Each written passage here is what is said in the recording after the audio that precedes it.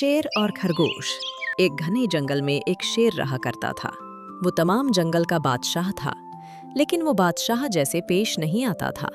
हर दिन बेरहमी से जंगल के जानवरों को खा जाया करता था।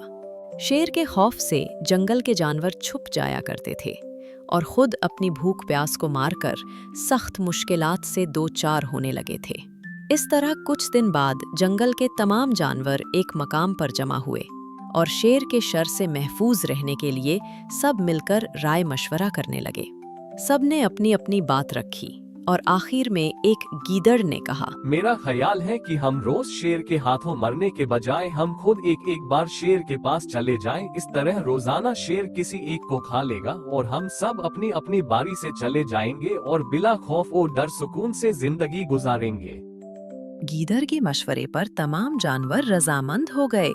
एक खरगोश ने कहा, ठीक है, तुम्हारी बात बिल्कुल दुरुस्त है। मौत का खौफ करने के बजाय अपनी बारी आने तक हम इत्मीनान और सुकून की जिंदगी गुजार सकेंगे। जानवरों की बातचीत मुकम्मल होने के बाद खुद गीदड़ ने शेर के पास जाकर ये सारी बात बताई।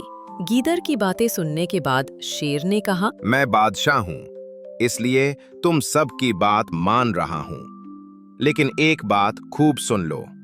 अगर किसी दिन मुझे जानवर मिलने में ताखीर हो जाए तो मैं खामोश नहीं बैठूंगा और दोबारा तुम सब पर हमला करना शुरू कर दूंगा। बड़े गुस्से से ये सब कहा। शेर की बातें सुनकर गीदड़ ने सर हिलाते हुए हामी भर दी और वहां से चला गया।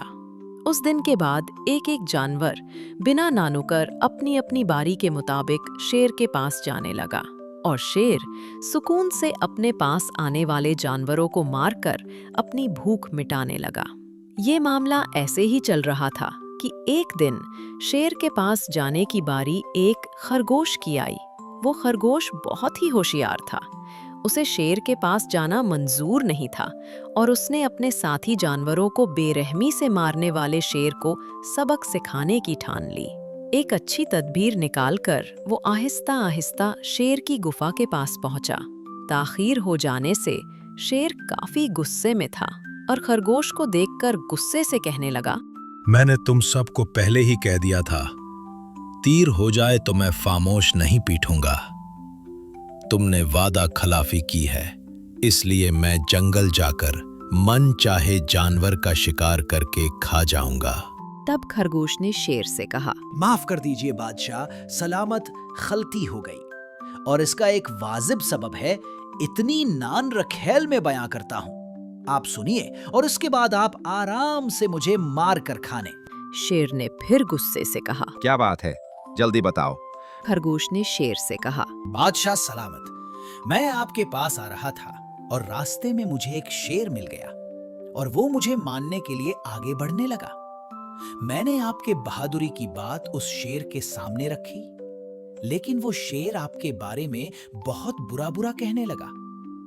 ये सुनकर मैंने गुस्से से कहा, तुम हमारे जंगल के नहीं हो, हमारे बादशाह के बारे में ऐसी बातें मत कहो।